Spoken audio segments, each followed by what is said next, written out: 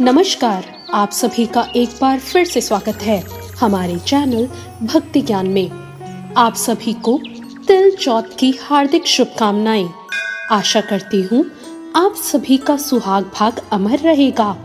आइए मिलकर सुनते हैं तिल चौथ की कहानी। एक समय की बात है, एक शहर में एक देवरानी जेठानी रहा करती थी। देवरानी गरीब थी और जेठानी अमीर थी। देवरानी गणेश जी की भक्त थी। देवरानी का पति जंगल से लकड़ी काटकर बेचता था और अक्सर बीमार रहा करता था।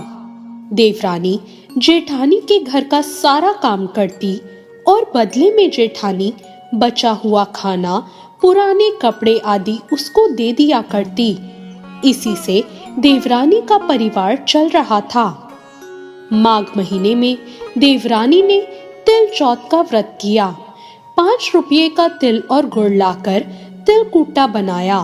पूजा करके तिल चौथ की कथा सुनी और तिलकुट्टे को छीके में रख दिया और उसने सोचा चांद उगने पर पहले तिलकुट्टे से अर्घ देगी और उसके बाद ही कुछ खाएगी। कथा सुनकर वो जेठानी के यहाँ काम करने चली गई। खाना बनाकर जेठानी के बच्चों से खाना खाने को कहा तो बच्चों ने कहा, हमारी माँ ने व्रत किया है, माँ भूखी है, जब माँ खाना खाएगी तभी हम खाएंगे। जब जेठ जी को उसने खाना खाने को कहा तो जेठ जी बोले, मैं अकेला नहीं खाऊंगा, जब चांद निकलेगा तब हम सब साथ में खाएंगे। देवरानी ने कहा, मुझे तो घर जाना है, इसलिए आप मुझे खाना दे दो। जेठानी ने कहा, आज तो किसी ने अभी तक नहीं खाया, मैं तुझे अभी से खाना कहाँ से दे दूं? तू सवेरे ही बचा हुआ खाना लेकर जाना। अब देवरानी उदास मन से घर चली आई। देवरानी के घर पर पति और बच्चे सब आस लगाए बैठे थे कि आज तो त्योहार है, इसलिए कुछ पकवान आदि खाने को मिलेगा। लेकिन जब बच्चों को पता चला कि आज तो रोटी भी नहीं मिली तो बच्चे रोने लगे। उसके पति को भी ये देखकर बहुत गुस्सा आया। वो बोला, सारा दिन काम करके भी 2 रोटी नहीं ला सकती, काम क्यों करती है? पति ने गुस्से में आकर उसको कपड़े धोने के धोवने से मारा। मारते हुए धोवना हाथ से छूट गया तो पाटे से मारा। वो बेचारी गणेश जी को याद करती हुई रोते रोते पानी पीकर सो गई। उस दिन गणेश जी उस देवरानी के सपने में आए और कहने लगे, धोवने मारी, पाटे मारी, सो रही है या जाग रही है? वो बोली, कुछ सो रही हूँ, कुछ जाग रही हूँ। गणेश जी बोले, भूख लगी है, कुछ खाने को दे दे। देवरानी ने कहा, क्या दूं? मेरे घर में तो अन्न का एक दाना भी नहीं है। जेठानी बचा खुचा खाने को देती थी, आज वो भी नहीं मिला। पूजा का बचा हुआ तिलकुट्टा छीके में पड़ा है, वही खा लो। गणेश जी ने वही तिलकुट्टा खाया और उसके बाद कहने लगे, धोवने मारी, पाटे मारी, निमटाई लगी है, कहाँ निमटूं? वो बोली, ये घर पड़ा है, जहाँ इच्छा हो वहां निमट लो। फिर गणेश जी बोले, अब पोंछूं कहाँ? देवरानी को बहुत गुस्सा आया कि कब से तंग कर रहे हो। बोली, ऐसा करो, मेरे सिर पर पोंछो, और कहाँ पोंछोगे? अब सुबह जब देवरानी उठी तो ये देखकर हैरान रह गई कि पूरा घर हीरे मोती से जगमगा रहा था। सिर पर जहाँ बिंदायक जी ने पोंछनी करी थी, वहाँ हीरे के टीके और बिंदी जगमगा रही थी। उस दिन देवरानी जेठानी के यहाँ काम करने नहीं गई। अब उसकी जेठानी ने कुछ देर तो उसकी राह देखी, फिर अपने बच्चों को देवरानी को बुलाने भेज दिया। जेठानी ने सोचा, लगता है कल खाना नहीं दिया, इसलिए वो शायद बुरा मान गई। बच्चे बुलाने गए और बोले, चाची चलो, माँ ने बुलाया है, सारा काम पड़ा है।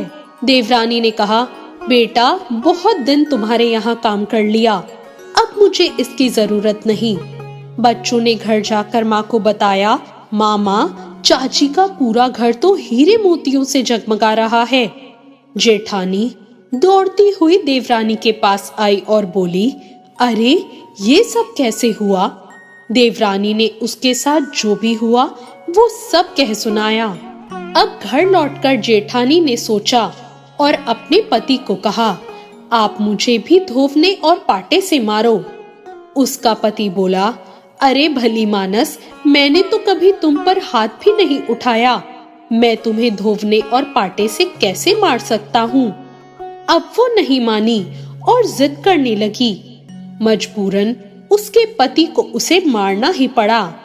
मार खाने के बाद उसने ढेर सारा घी डालकर चूरमा बनाया और छीके में रख दिया और सो गई। रात को चौथ बिंदायक जी उसके सपने में आए और बोले, भूख लगी है, क्या खाऊं?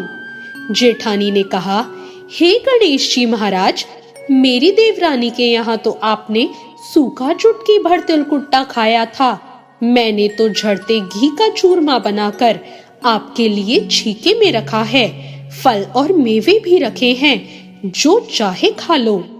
गणेश जी बोले, अच्छा अब निपटू कहाँ? जेठानी बोली, उसके यहाँ तो टूटी फूटी झोपड़ी थी, मेरे यहाँ तो महल है, जहाँ चाहे निपट लो। फिर गणेश जी ने बोला, अब पोछू कहाँ? जेठानी बोली, मेरे ललाट पर बड़ी सी बिंदी लगाकर पोंछ लो। धन की भूखी जेठानी सुबह बहुत जल्दी उठ गई और सोच रही थी कि अब तक उसका घर हीरे जवाहरात से भर चुका होगा, पर उसने देखा पूरे घर में गंदगी फैली हुई थी, बहुत तेज बदबू आ रही थी। उसके सिर पर भी बहुत सी गंदगी लगी हुई थी। उसने कहा, हे गणेश जी महाराज, ये आपने क्या किया? मुझसे रूठे और देवरानी पर टूटे। अब जेठानी ने घर की सफाई करने की बहुत कोशिश करी, लेकिन जैसे जैसे वो साफ करती, गंदगी और ज्यादा फैलती गई। जब जेठानी के पति को ये सब मालूम चला तो उसे और भी गुस्सा आया। वो बोला, तेरे पास तो इतना सब कुछ था, फिर भी तेरा मन नहीं भरा। परेशान होकर चौथ के बिंदायक जी से उसने मदद की विनती करी। वो बोली, मुझे माफ करो, मुझसे बहुत बड़ी भूल हो गई। बिंदायक जी ने कहा, देवरानी से जलन के कारण तूने जो किया ये उसी का फल है। अब तू अपने धन में से आधा धन उसे दे देगी, तभी ये सब साफ होगा। उसने आधा धन बांट दिया, लेकिन मोहरों की एक हांडी चूल्हे के नीचे गाड़ दी। उसने सोचा, ये तो किसी को पता नहीं चलेगा कि उसने पूरा धन नहीं बांटा। उसने कहा, हे चौथ बिंदायक, अब तो अपना ये बिखराव समेटो। वो बोले, पहले चूल्हे के नीचे गाड़ी हुई मोहरों की हांडी और यहाँ तक कि ताक में रखी हुई सुई की पाती को भी आधा कर। इस प्रकार बिंदायक जी ने सुई जैसी छोटी चीज का भी बंटवारा करवाकर अपनी माया को समेटा। हे गणेश जी महाराज, जैसी आपने देवरानी पर कृपा करी, वैसी सब पर करना। कहानी कहने वाले, सुनने वाले और हुंकारा भरने वाले सब पर कृपा करना, लेकिन जेठानी को जैसी सजा दी वैसी किसी को मत देना। तो ये थी चौथ बिंदायक की कहानी। आप सभी पर भगवान गणेश और चौथ माता की कृपा हमेशा बनी रहे। आपका सुहाग भाग अमर रहे। आपको आज की ये कथा कैसी लगी, कमेंट कर जरूर बताएं। कथा अच्छी लगी हो तो लाइक जरूर करें और अभी तक भक्ति ज्ञान को सब्सक्राइब नहीं किया है तो सब्सक्राइब करना ना भूलें। धन्यवाद।